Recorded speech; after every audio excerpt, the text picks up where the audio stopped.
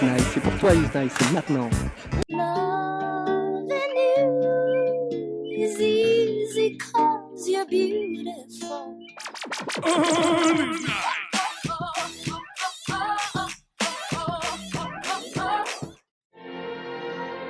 Bonsoir. Ça fait 30 ans que je voyage dans un continent immense et mystérieux qui s'appelle le cinéma.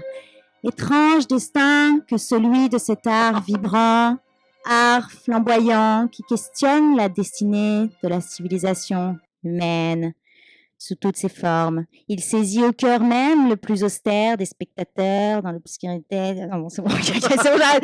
Non, mais quand c'est comme ça, quand je commence comme ça, il faut m'arrêter. Hein. Non, parce que franchement, l'intro larmoyante à la Fredo Mitterrand, c'est juste pas possible. En plus, je maîtrise pas hyper bien niveau imitation. Alors que Chirac, par contre, non, c'est bon, on va pas faire son imitation. Non, soyons sérieux, le cinéma mérite mieux comme intro. Alors, est-ce que je pourrais réellement faire mieux? Telle est la question.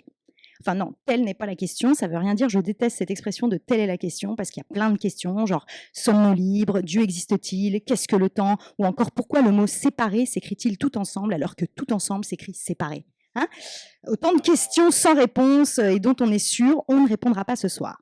Donc le cinéma, je devrais a priori me glisser dans cette thématique comme papa dans maman, puisque le cinéma est pour moi ce que le tiercé est à Omar Sharif, ma grande passion. Le cinéma, comme l'annonçait le plus célèbre des critiques André Bazin, c'est l'art total. On dit le 7e art, mais que nenni selon Bazin, il ne s'ajoute pas aux 6 autres sur le même plan qu'eux, il les implique, il est le plus un des 6 autres. Voilà pour la partie intello. Et puis quand on parle cinéma, on parle art, mais aussi et surtout philosophie. Genre la question de l'immortalité par exemple. Imaginez un peu ce qu'a pu être l'arrivée du cinéma en 1895. Voir des gens bouger, respirer, vivre à l'écran, alors que ces mêmes personnes sont aujourd'hui toutes décédées. Ça questionne un peu quand même. Hein. Fascination pour le cinéma donc, déjà quand il était en noir et blanc et muet.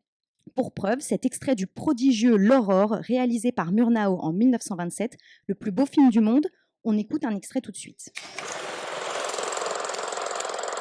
Ah non, coupez. non, parce qu'en vrai, c'est un film muet. Donc, d'un point de vue radiophonique, c'est pas hyper parlant. Parlant, muet. Ah oui, ok, d'accord. Bon. En tout cas, l'immense force du cinéma, c'est qu'il peut tout nous faire ressentir. Bien sûr, le cinéma, c'est la magie des acteurs et des actrices, des réals, des techniciens. Ce sont aussi des histoires, des dialogues, des scènes cultes.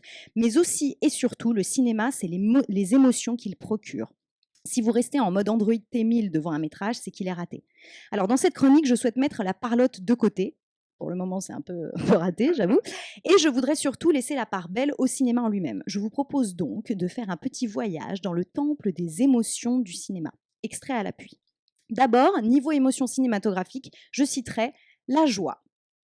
Good morning. Good morning. We've talked the whole night through. Good morning. Good morning to you. Ah bah vous voyez, vous êtes joyeux. C'est efficace, hein, hyper efficace. Alors, seconde émotion que j'ai identifiée et qui est aussi très forte, c'est qu'on rit beaucoup au cinéma. Il s'appelle juste Leblanc. Ah bon, il n'a pas de prénom? Voilà, simple, efficace, on rigole, c'est super. Puis aussi, dans le genre émotion forte dans les films, il y a bien évidemment la peur. Red rum. Red rum. Red rum. Red rum. Red rum. Ah ouais, ça fait bader, hein. Enfin, moi, je sais pas, à chaque fois que j'entends ça, j'ai trouillomètre à moins 1000. Grande émotion du cinéma aussi, c'est bien sûr la tristesse, le chagrin qu'il peut procurer. Je serai avec toi, même si tu ne me vois pas. Pourquoi tu dis même si je te vois pas? Oui, c'est pas gentil, parce que moi je te vois. Pourquoi tu dis que tu me vois pas? Dans un autre style d'émotion, il y a aussi, alors préparez-vous, parce que là on est sur les émotions primaires, hein, on est d'accord? On a également le dégoût. Bouge pas. Ça va? Hein? Et fais comme si t'étais amoureux de moi. Hein? Encore. C'est pas dégoûtant, ça, sérieux? Pas grave dégoûtant. Et vous auriez entendu le petit bruit de mouche, le truc horrible. Enfin bon, bref. Émotion que j'aime beaucoup également au cinéma personnellement, c'est la colère, comme cet extrait qui suit. Il y a un problème avec monsieur là? Non, il n'y a pas de problème. Il n'y a pas de problème. Tu veux boire quelque chose? Par exemple, là, on est sur de la colère pure, j'aime beaucoup. Et puis, bien évidemment, la plus belle des émotions parmi toutes. Un bon Dieu, tu sais. Embrassez-moi.